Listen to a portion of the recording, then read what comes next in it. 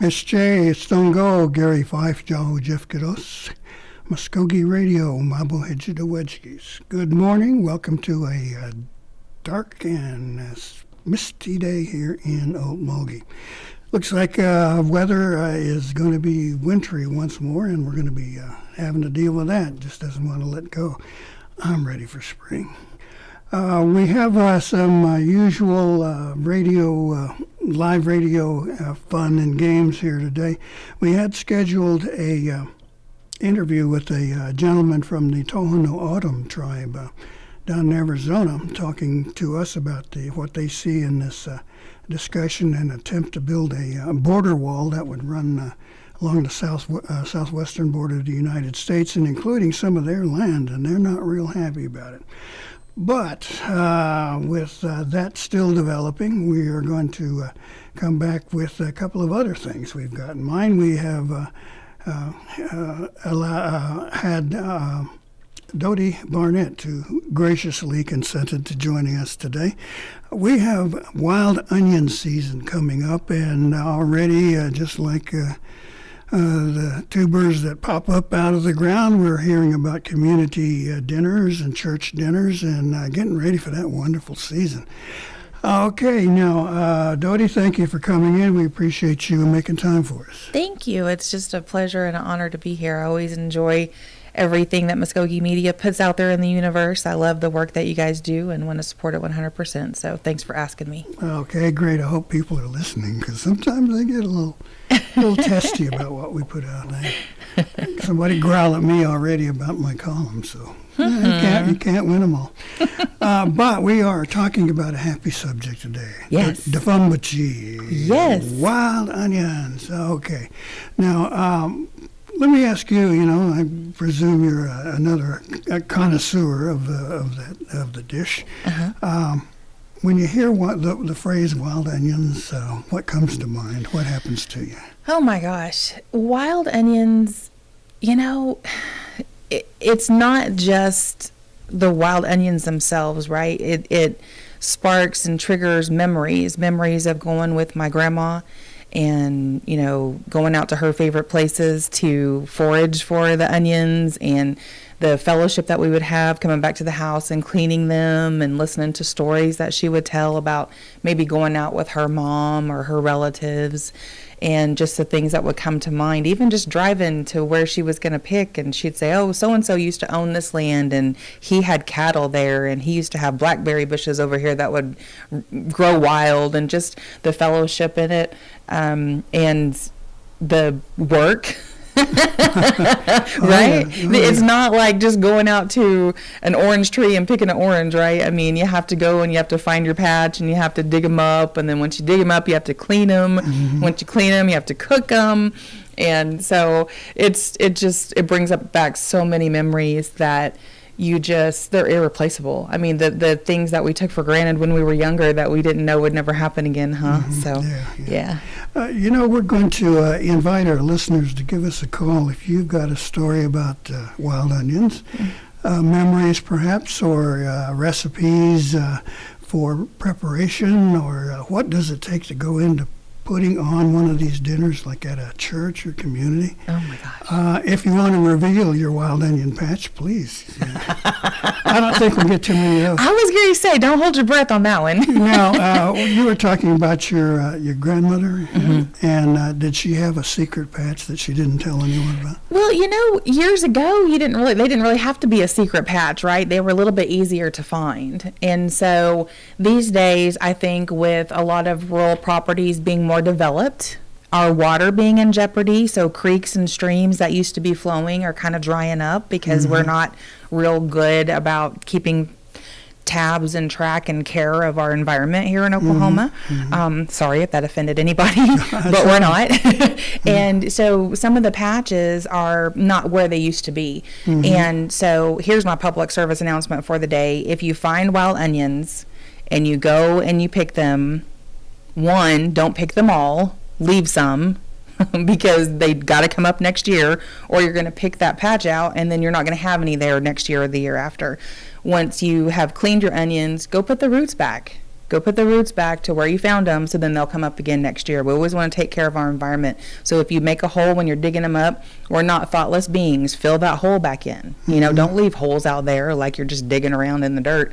So just take care of the patches where you find them, and then they'll take care of us, and they'll be coming up year after year if we take good care of them, if we're good stewards of what Creator's given us. Speaking of Creator, it might be a good idea to add a little prayer in there and say thank you. Absolutely. And we appreciate the blessings from the earth that you give us. Right. That's what a lot of people don't realize about in events like our onion dinner, or just Native events in general, right? I mean, when the cooks are preparing the food, we're praying for the people that are going to be consuming that food, and we're praying for the success of the event, and we're praying that people's not only bellies will be full, but their spirits will be full from the fellowship when they leave that event. And of course, our event, you know, every single year we kick it off with a song and a prayer, and that's how we end it too. When everything's over, we'll have a Creek song, Creek hymn, and we'll pray and just thank God that we survived the day. Now, it's hard to leave a wild onion dinner without having a good feeling. I mean, it really is, you know. I mean, when you think about, so you have the just going and gathering the onions, right? And I'll be honest, I mean, it's been a while since I went and dug onions, because it really is a source of income for some people. They'll go, they dig onions, and then they will sell those. So then I always feel like, I know Representative Mark Randolph has talked about recycling our money in Indian country. So if I'm wanting onions for my wild onion dinner, and I buy onions from another native that, you know, I can support them, help them pay their bills, help them feed their family this month, right? And then we have all of the things that we buy from different vendors. I mean, for our onion dinner, it's the biggest one I've ever been to. There may be bigger ones out there, but I haven't been to them if they are. But we'll go, for our particular dinner, we'll go through about 75, 80 gallons of onions for our dinner. oh my. We order our salt meat in bulk, so we'll go through at least about 80 pounds of salt meat during the course of the day, and then we'll have all kinds of sides. We have dozens of sides, dozens of desserts. And you've been to our wild onion dinners, haven't you? Now, are you talking Holdenville? Holdenville, yes. No, not that one yet. Gary, you've got to come this year. Okay, I understand it's all you can eat, right? It is all you can eat. It is all you can eat. Our dinner is going to be at the Holdenville Creek Indian Community Center. It's at 224 East Poplar. If you've ever been to Holdenville, it's the building right behind the casino. But that's the Creek Indian Community Center. That's where we have it every year. So we have dozens of sides, dozens of desserts. Well, of course, we'll have grape dumplings. We'll have softki. Of course, we have onions, salt meat. My aunt, Georgetta Fixico, makes world-famous fry bread. Everyone stammers for her fry bread. And she's got a whole team in the back where there's about 7 or 8 of them that are diligently making bread for about 6 or 7 hours to feed the masses. She's like the real life Arlene, right, and Smoke Signals.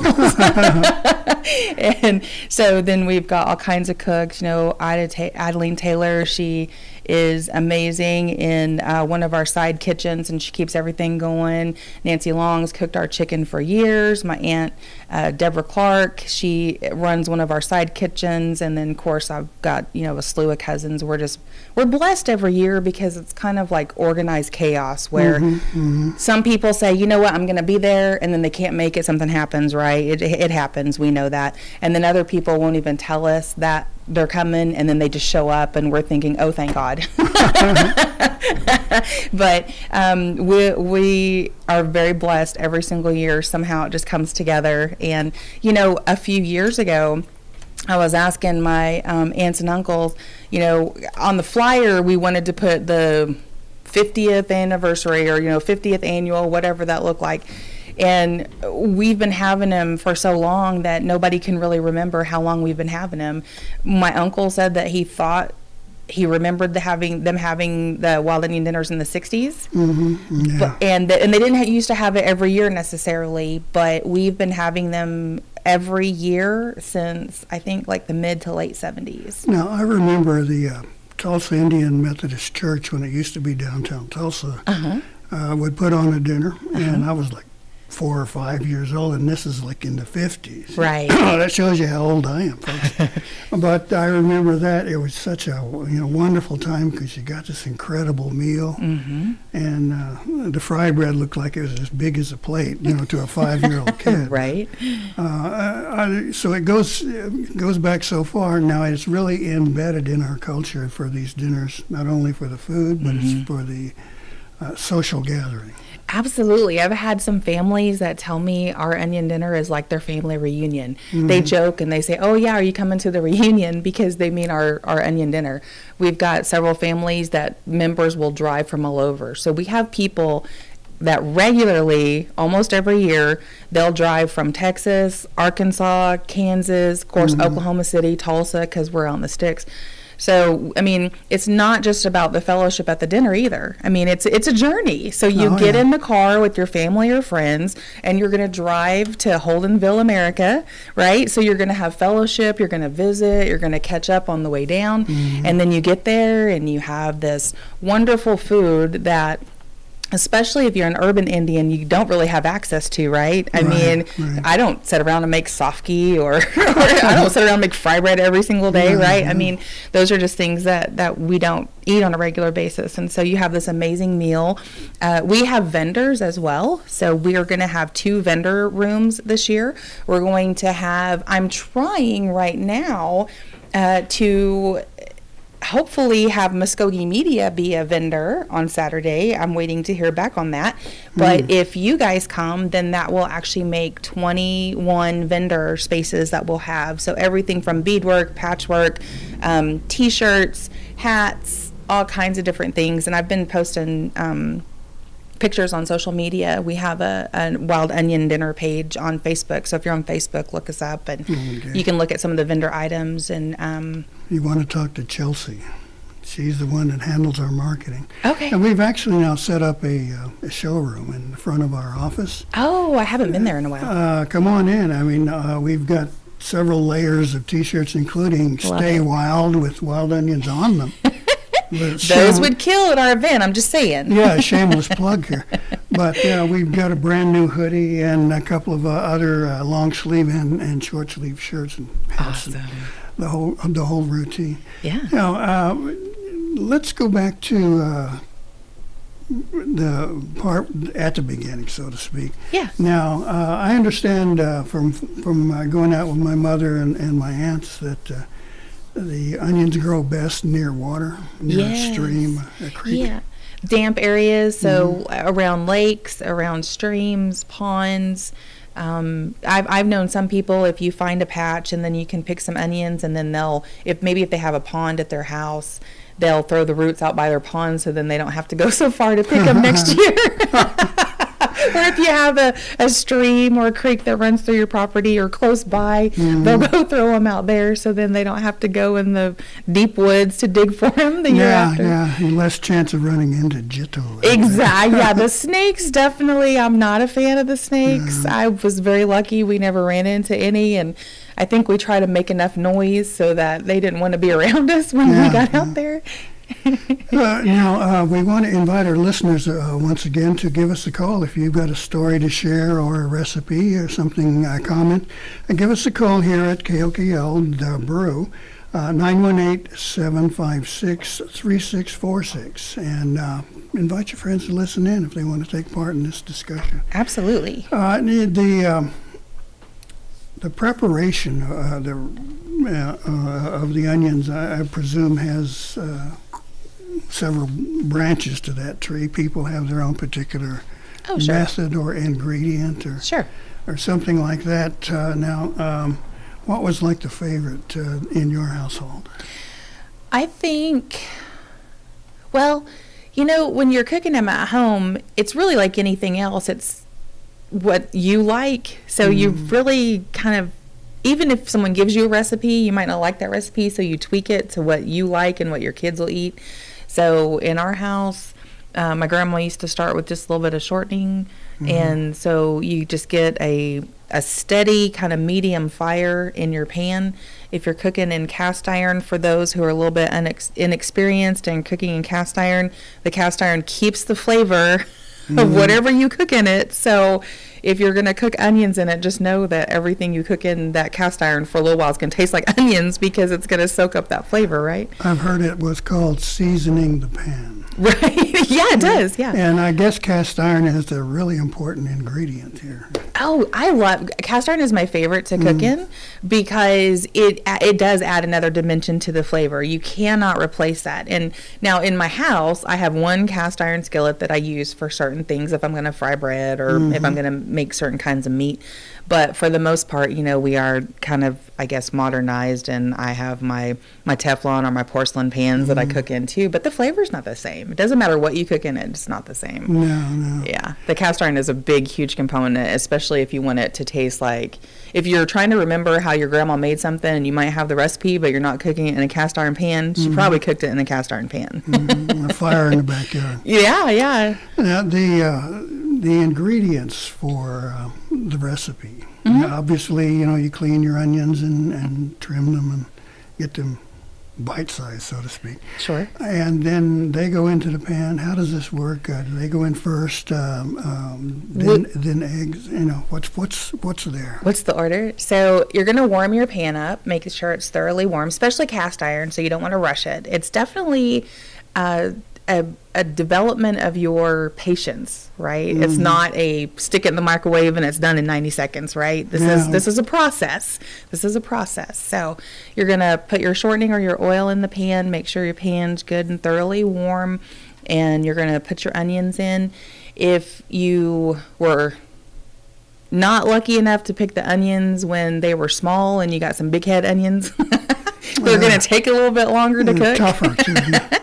So you have to be a little bit more patient with those because they're going to take longer to cook through. So you're going to want to still have it on that medium, steady heat, and you're going to put your onions in the pan. Basically, I guess it'd be sautéing. I've never heard anybody say sauté the onions, but I guess that's what you would call it, would be sautéing whenever you put them in there. And you're going to keep them in there, stirring them occasionally. So you're going to keep a good eye on them. That's another reason for the low heat, because you don't want them to cook too fast and scorch the oil or scorch the onions themselves. So you're going to stir them up on a pretty regular basis. You don't have to be constantly stirring them, but maybe, once every 60, 90 seconds, something like that, you're going to stir your onions. Once they're good and tender, then you can add your eggs in. And what a lot of people do is you're going to add the salt and pepper either on the onions, or you can put it in the eggs. It's just really to taste whatever you like in the way you make them. And the more you make them, you'll find your own recipe and you can vary it. Now, you mentioned eggs here.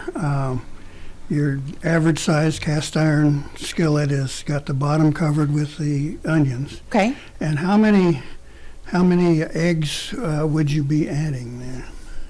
Oh, I think if you've got the bottom of your pan covered, but not really stacked in there, right? It's just covered. I'd probably say maybe 3 or 4 eggs. Again, that's to taste. I have 4 children myself, so I was always used to cooking for an army, so you got to make things stretch, right? So if I was cooking for all my kids, maybe I'm going to use a little bit more eggs, because then I don't use as many onions and they last longer. It just really depends. So again, that's to taste as well. But yeah, for an average size, maybe 10-inch skillet, you've got the bottom covered, maybe about 3 or 4 eggs in there. Okay, is there anything else that goes in there? I presume salt and pepper. Huh? Yeah, just salt and pepper to taste, whatever you like in there. If you're supposed to back off the salt, then put a little bit more pepper, and don't put the salt in there. Be good and do what the doctor tells you to do. Yeah, darn it. But yeah. Okay, now, we want to remind our listeners, if you've got a story you want to share, give us a call, 918-756-3646. And actually joining us in studio are 2 of our Mvskoke media people. We have Kevin Barnett and Angel Ellis who've come in to talk. And then we're chatting about wild onions here and your favorites. Where do they come from? Secret recipe. The basic question I'm asking is, what comes to mind when we say wild onions? I think the first thing I think about is always fellowship. That's the food that brings people together for the fellowship and the conversations you have over a good plate of food, and especially the wild onion dinners. There's always, great folks to talk to, and I'm a big fan of stretching those things to make them work. I use the same technique with rice-a-roni. Put in the regular Uncle Ben's to kind of get it go a little further. But yeah, the fellowship is a big deal to me. That's where I kind of, first place I ever really connected with my community and my people was at a Wild Onion dinner when I was a kid at church. And they had the dinners, and you get to sit around and talk and hear older people and their concerns and what they say. And I spent a lot of time just listening and eating, and as I grew up I got to talking a little more, and I felt like that's the element that drew me in, that food. It's always food for me. Kevin, what comes to your mind?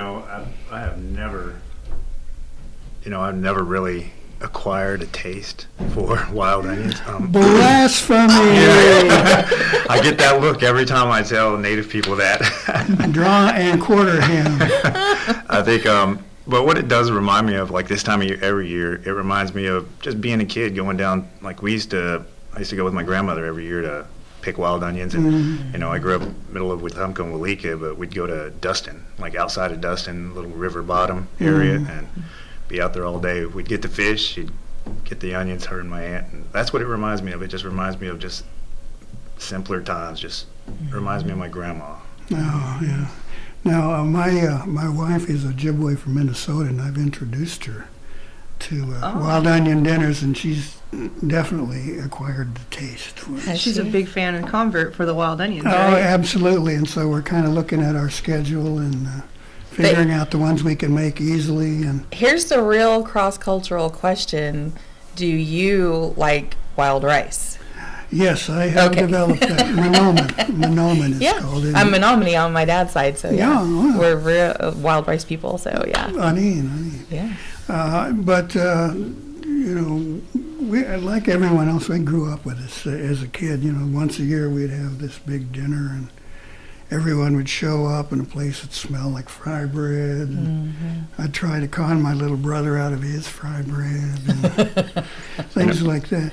Now, what I guess might be the best memories, if there's one you could pick out, like whether it was a church dinner or some other community dinner, what would it be and why? You want to start, Kevin? Yeah, I think, I grew up every year, again, going out and picking wild onions. And I remember one time, my other side of my family's from Yeager, outside of Holdenville. And I was at my grandfather's house in Yeager. We went fishing, a little pond out back, about a half a mile back. And I don't know what they are. I think they're garlic. Does garlic go around here? Huge garlic things. And they were huge, but they looked just like giant wild onions. So I remember me and my cousins picked bushels of these things, thinking we were going to come home, we were going to be the big heroes, and wild onion dinner, a giant wild onion dinner, and found out it wasn't what we were looking for, I guess. Well, you kept the vampires away. Yeah. But I love the intention. You were going to feed the masses with those onions, right? I was going to feed the whole tribe, because that's how big these things were. Just don't get too close to each other when you speak, right? Even if it is creek. If the weather warms up, everybody sweats garlic for a little bit. Angel, what's your best I think my best memory is going to be Silver Springs First Baptist Church. It was like this time of year, about the same time. The weather was about the same. They still had the old church before they remodeled, and they had that wood-burning stove. And so that sometimes I can smell wood-burning stoves and then wild onions, and it reminds me of that time. And there were so many ladies in that church that we don't have anymore. So I think about them and the things that they stood for. And Janice Tiger was just one of the sweetest ladies in the world, picked me up every Sunday. Even when I was naughty, she was really, really nice to me, and she would say, "Now, Angel," she didn't come at me hard. She was always so like gentle and nice, and she was that person that you wanted to behave really well for. And I think of her a lot at this time of year. So, Yeah. Dodie? For me, it's the same. The people that aren't here anymore. And for all of us, when you're younger, you don't ever think about someday you're going to be one of the elders in the church. For some reason you think you're still going to be little no matter what. Yeah. And so as I get older, I'm not an elder quite yet, but I'm pretty close. I'm 47. So I know I'm almost a young elder, but when you think about exactly just what Angel was saying, the people that we have some pictures that people took. Of course, all the workers are usually too busy to take pictures. So if we're lucky enough, somebody takes a picture and then they come and they'll give it to you later on. And just pictures of my grandma and like when they did get a break to sit down, or maybe after everything was over and they would visit with people, and pictures of them visiting. And there's one picture in particular that somebody posted on our church Facebook page, and it was so funny because it was my grandma and a couple of other elders, and all of them were they had their eyes closed. My grandma had her head down, kind of with her head on her hand on her forehead, and I thought, what in the world were they laughing about? Because whatever it was too much for all of them to handle. And so anyway, just all of those things, Nancy Beaver and Ben Harjo and his wife Nora and Betty McCain and all those people that have went on that, when you're a kid, you just thought they were going to be there forever, and so this time of year is sometimes in a good way, you remember those people who really, that tribal saying, you stand on the shoulders of your ancestors. And so those people that were standing on the shoulders of now carrying on this work and just hoping that they'd still be proud of us in the event that we put on, Yeah. Let me reverse this question and see what you think, without giving away anyone's name or confidentiality or putting your life in danger. Where was the worst time? I mean, you go to a dinner and your high expectations, and all of a sudden, clunk. It just doesn't work. Do you remember, you're laughing the hardest, Jody, let's ask you. It's so horrible, you're putting me on the spot. Absolutely. But I still, at the beginning of the radio show, I said I support Mvskoke Media 100%, and I still support you, even though you're asking me this really hard question. So. Oh, I thought she was going to say that she had them at Mvskoke Media. Hey. They got a Christmas dinner or something. Oh, that was me, I cooked them, I'm sorry. Hey. Well, Challenge Bowl next year. Yeah, that would be one of the questions. So there was this one event that we went to, and bless their hearts, I think that they were trying super hard, but there were some people that just weren't sure how to cook the food. So the onions weren't really that bad. They were actually pretty decent. But the salt meat was super weird looking, and it was kind of rubbery. Like, it just didn't look like it was cooked, and I was kind of scared of it, and I didn't eat it. And unfortunately, it was one of those events where it wasn't all you could eat, so just whatever was on your plate was what you had, and I left hungry, and I thought, okay, well, I went to go support that organization, and they got my money, so that's really all that matters. It really didn't matter that I was full whenever I left. But then you had to stop at Arby's on the Hey, I know. I just thought, oh, bless their hearts. It just didn't come together, and that's part of the nervousness, I think, of some of the bigger onion dinners. And some churches don't have them every year because they just don't have enough help. It really does take a lot of people to put on a dinner. You have to have your onion cookers, you have to have your fryers of your fry bread, and they have to know what they're doing, and they have to be able to make huge batches. Just because you can make a batch in your kitchen doesn't mean you can cook for 500 people, Right. I've always said if you're going to feed the tribe, you are fearless in your skills. You better know. Everyone will know. If you Yeah. Well, while we got you on, Mike, what was your worst episode? The worst episode I've ever had of taste-wise, it wasn't necessarily because they were cooked wrong or improperly, I'm sure, but it was because I called and I needed a fix really bad, and I heard about somebody cooking them, and I was at the ball fields with my child, and she's practicing softball, and I knew I could smell it from the ball field. Somebody was cooking those wild onions somewhere, And I was like, please bring me some. So when they got to be able to bring me some, they were cold. Oh. And so, but I like ate that still. Like I was like, oh my God, this is like the first taste, like it's kind of like a drug like that. Like your first hit's free, but then you need it so bad. I was fiending for it. I had to have it. And you start getting emails from all the other wild onion dinners. Yeah, you got to OD on wild That's onions. why I love this time of year. I can get it every single weekend. Right. Okay, Kevin, it's your turn. You know what? I would have to say it's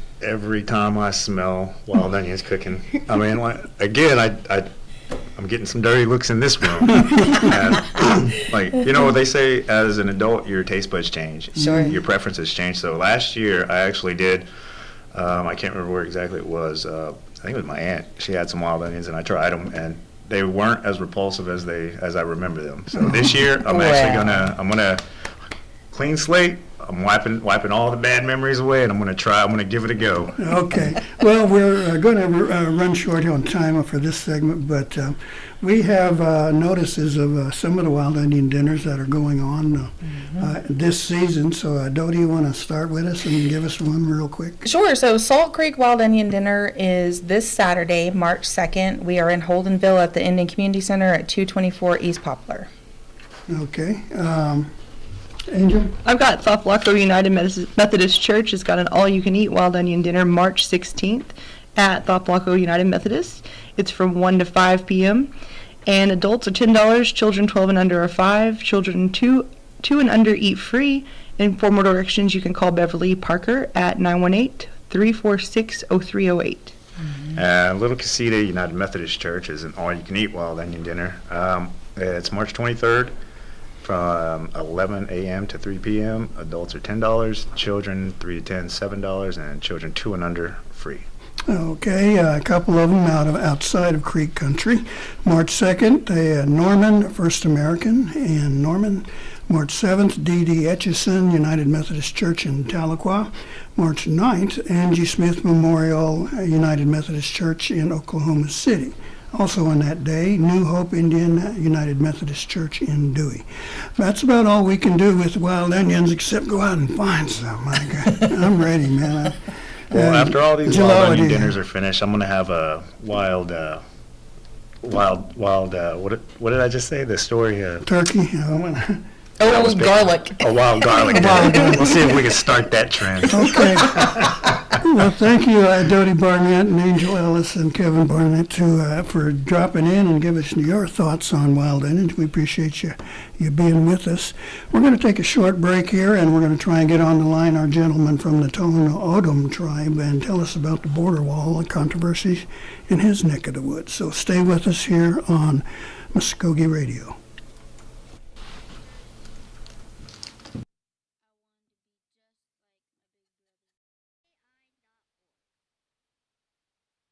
Welcome back to Mvskoke Radio here on The Brew. We have finally had some success here in connecting with our gentleman from Arizona. Juan Mancias, are you with us there, sir? Yeah, let's see here. Are you with us, sir? Okay. Are you with us, sir? Yes, I am. Oh, okay, thank you. I just wasn't pushing the right button here. We're sitting here with a couple of our reporters from Mvskoke Media, Angel Ellis and Kevin Barnett. And we wanted to get your thoughts on what's going on there on the incredibly hot topic here in the nation, but it has particular meaning for you guys down in the Southwest. Now, first of all, tell us a little bit about where you are, the tribe you're associated with, and what's been going on. Well, we're down by the, where the imaginary line is on the river. Actually, the camp that we're holding down is Graveyard Cemetery, and a lot of our clan members are supposedly buried there, and also along the Rio Grande we have a lot of village sites and burial sites. But the phenomena here is the fact that they're building this border wall almost 2 miles away from the imaginary border, that from the river, and in some places they go at least 3 miles, which is they're building it on top of what they call the levee, which is kind of the place that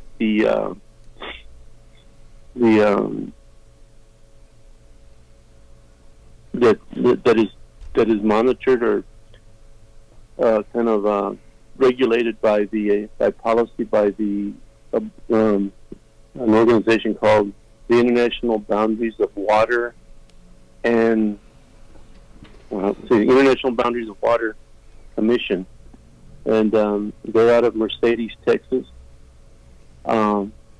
And their policy is that they own the surface of the levee, which means that they decide who can ride on it, drive on it, and they get permission. And of course, they have a contract with Homeland Security to be able to be on top of the levee, which seems to be a deterrent enough, to be able to keep them doing their job if they would do their job properly. And I'm talking about the Border Patrol. And the place we're at is called it's an old village site called El Capote, which has to do with putting on the old kind of riding overcoat that you would wear when you were on a horse. And our people are called Estokna in our language, and we are called Carrizo by the Spanish, and we were called Comecrudos, which means eats raw, by the Mexicans. Carrizo means reed, because our homes were made out of some of the sotol plants that grow in the area, and also from the some of the naturalized palms that were from that area, palm trees. Now, go ahead, please. So that, and right now, even that the palm sanctuary is being threatened, which is again, kind of threatening the tribal identity of who we are there. And it's also an area where the medicine used to grow a lot, but because of the farming and the pesticides that they've used there, and the ranching that first started the whole thing, the medicine grows just in a kind of an isolated place around the Rio Grande, around the Rio Grande City area, and the other place is called Roma and Peñitas, and it's all right next to where they're doing the cross-cutting right now for where they started doing the cross-cutting on La Partida Refuge, which is a national wildlife refuge. Mm-hmm. Let me interject a question here now. Okay.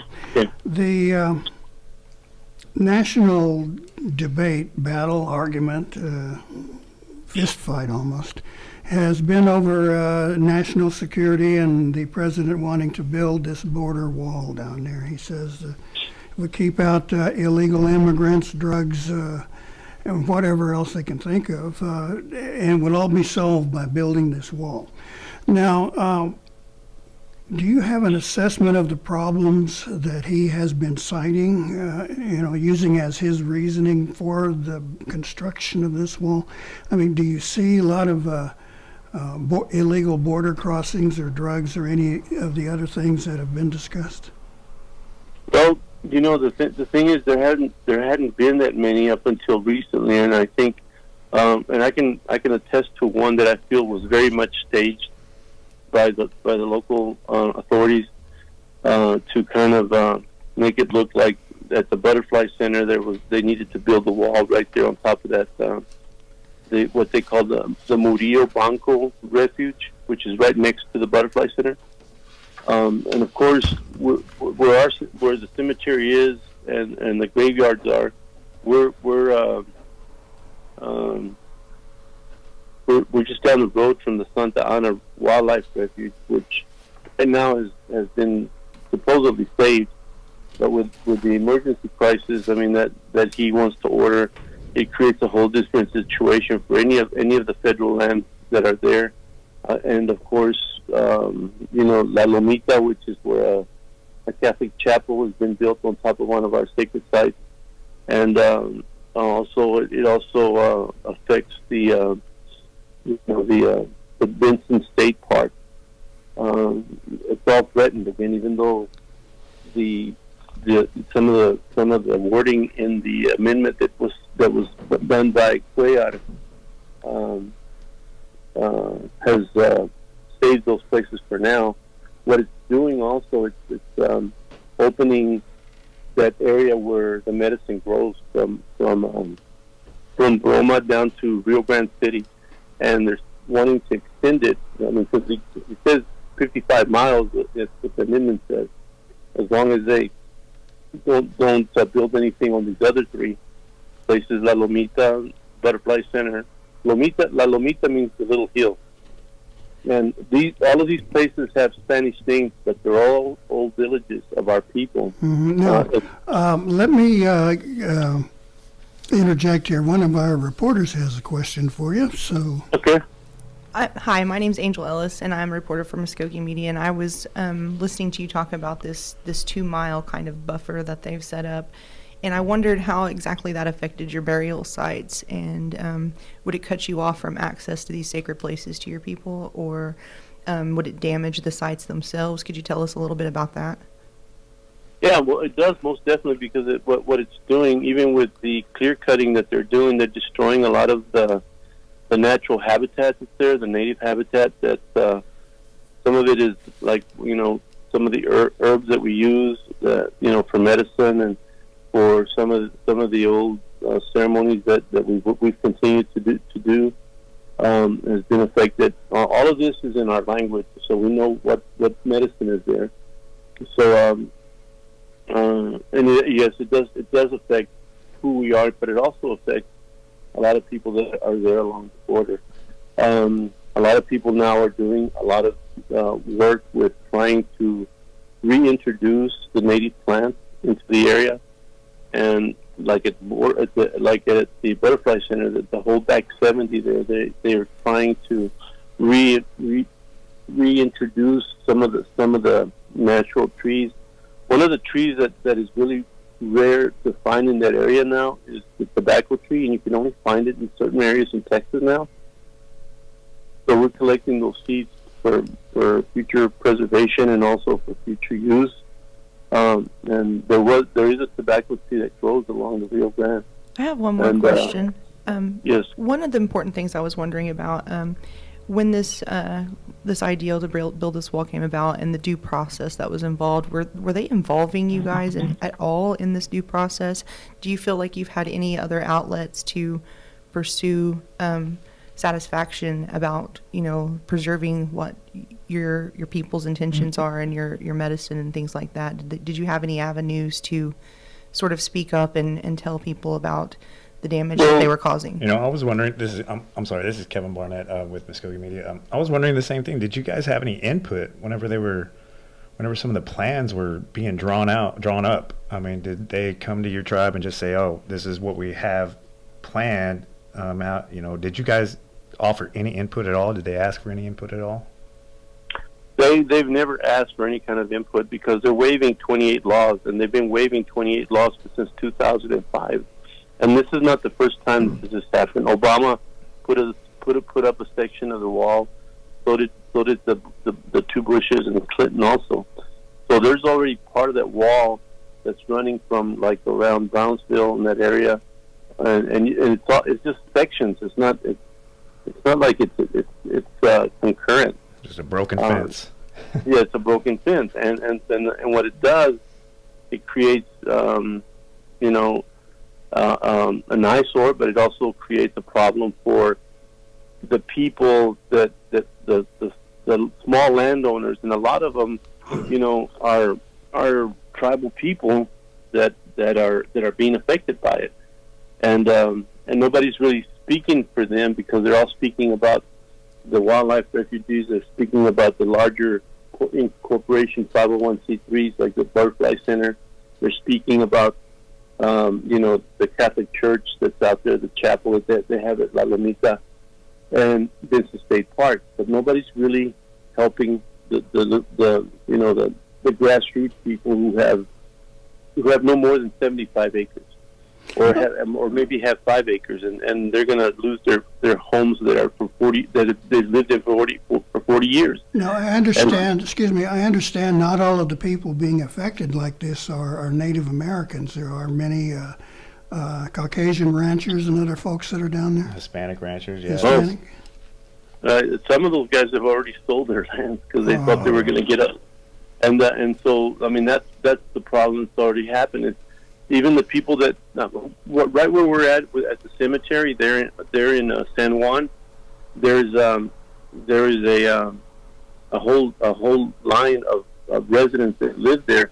That at least I would say that 50% of them have already kind of abandoned their homes and went looking somewhere else and are settling for their eminent domain, whatever they give them.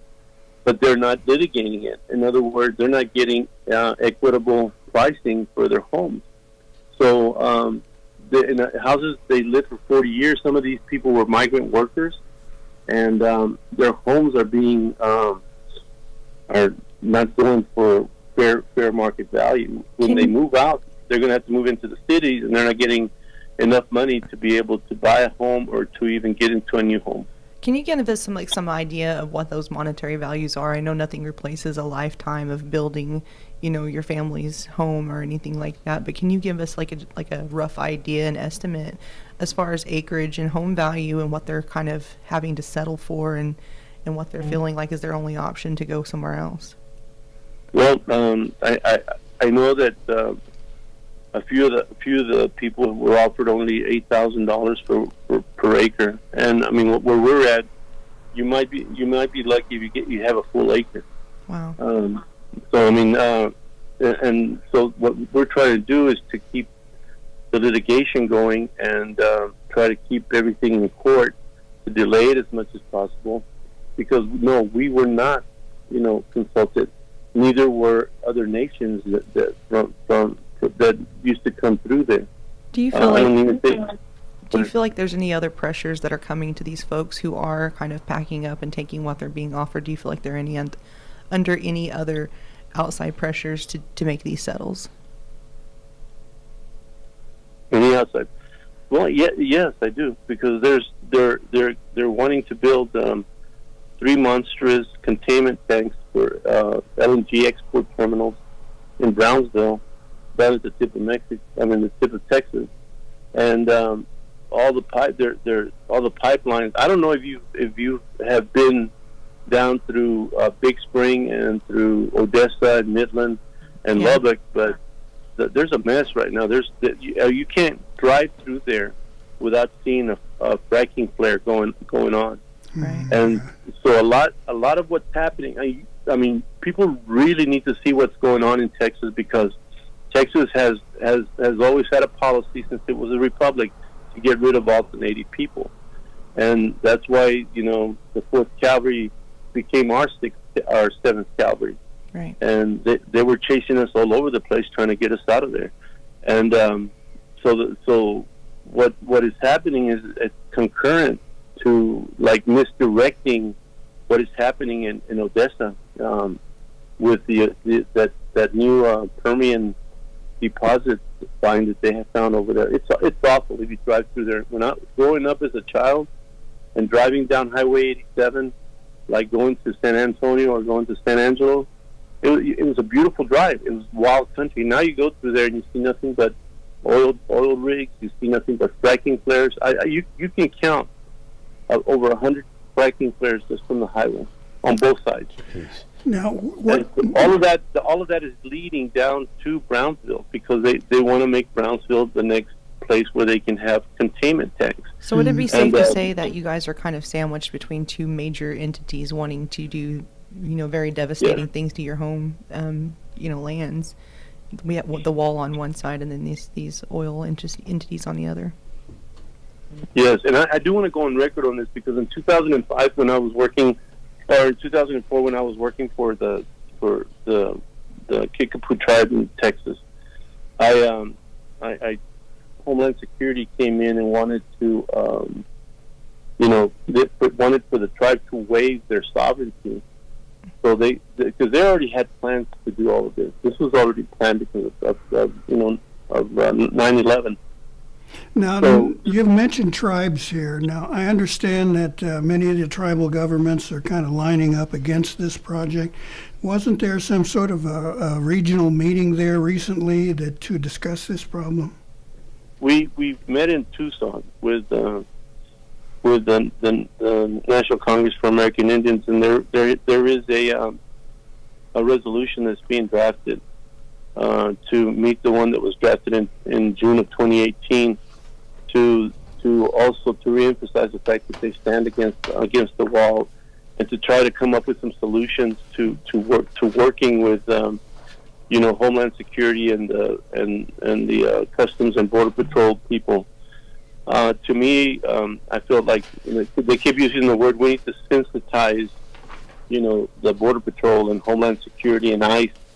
To me, it was like we were trying to synthesize Custer, and to me, that's the whole issue here is why are we synthesizing them? They need to be more accountable, and if we're going to sensitize them, they need to be accountable for their actions. They killed a young lady here back in June, back last May, and nobody really knows what's going on with it. She was a Honduran native, an indigenous person from Honduras. There was a border patrol who, right now, the court cases are running, but you don't see anything in the news about it. Locally, statewide, or nationally, the guy was a border patrol serial killer. He killed 4 women that we know of. He may have killed some more. Wasn't there an incident where one of these Border Patrol units ran over a man down there? Oh yeah, mm-hmm.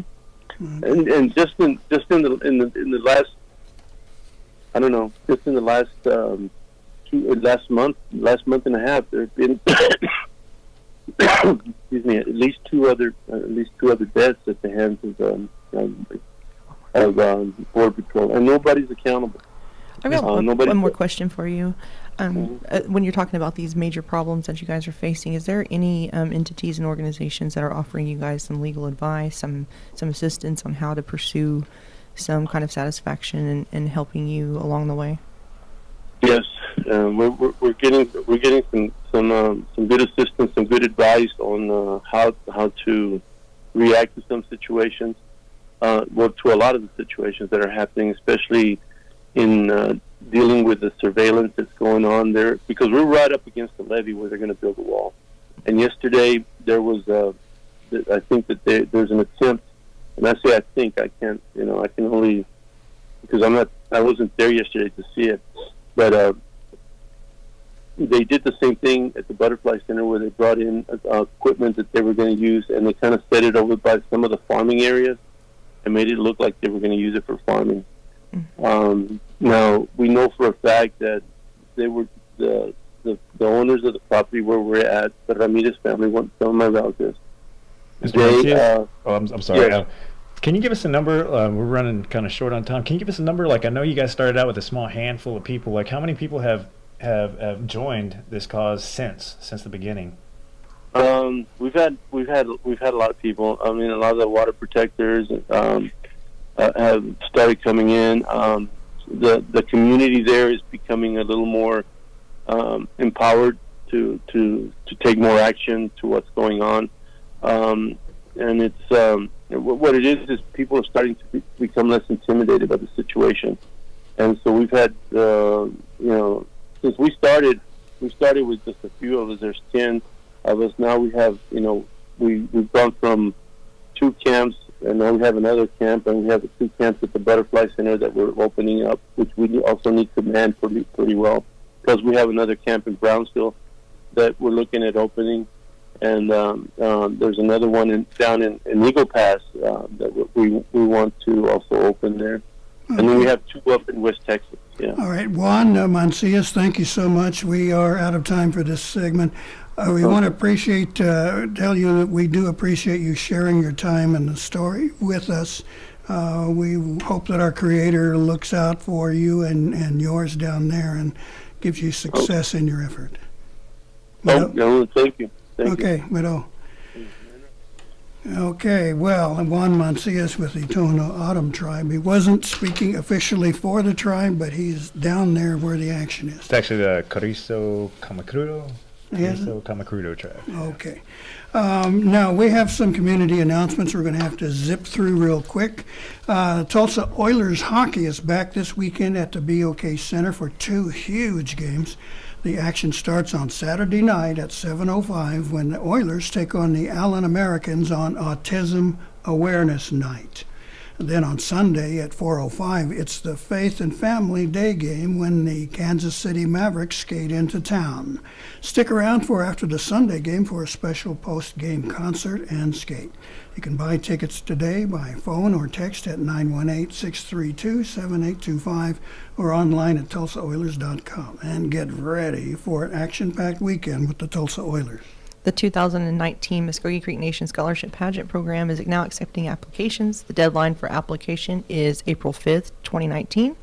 If you'd like to request an application, you can do so by phone, 918-549-2601, or you can email the MCN, all caps, pageant at mcn-nsn.gov. You can also check out some more information on their website, Mvskoke Royalty, spelled Mvskoke, royalty.com. And the Mvskoke Creek the language program, they're holding their annual Mvskoke language immersion camp, and that's going to be for 7th graders through 12th graders, and it's a week-long camp for students who have a desire to read, write, and speak the Mvskoke language. There is a requirement. You can't be 18 years of age prior to June 10th, and you have to have a type 200-word essay on why the Mvskoke language is important. The deadline is April 12th. For more information, just visit the Mvskoke language program. Okay, make sure your children are protected from measles. It's a contagious disease caused by a virus. From January 2nd to March 30th, 34 people from 11 states in the U.S. were reported. Now, those numbers are higher. So if you've got any questions, information, please get a hold of the Mvskoke Creek Nation Department of Health. The marketplace for women is opening up for vendors at the Glenpool Conference Center on March 1st, 12 to 8, and March 2nd, 10 to 5. And they're inviting ladies to come be inspired, empowered, and shop till you drop with food, music, and fun. $5 entry fee. And if you'd like more information about vendors, you can contact them at 918-857-1240 or 918-857-6630. You can also find them at the marketplaceforwomen.com. Go ahead, The MCN real quick. Tourism and Rec Department, they're seeking volunteers for a 3A area high school basketball playoffs from February 28th to March 2nd. Contact Kyle Lee at MCN Tourism and Rec Department. Right, that's this weekend. I want to thank Kevin Barnett and Angel Ellis for dropping in and helping us with this discussion today. We appreciate it, and we'll be joining you again next week with another program. So please, if you've got something on your mind you want to talk about, get a hold of us, and we'll see what we can do about getting it on the program. No promises, but give me a buzz. All right, we want to say thank you very much once again to our colleagues and to Juan Mancias. So please, Widow.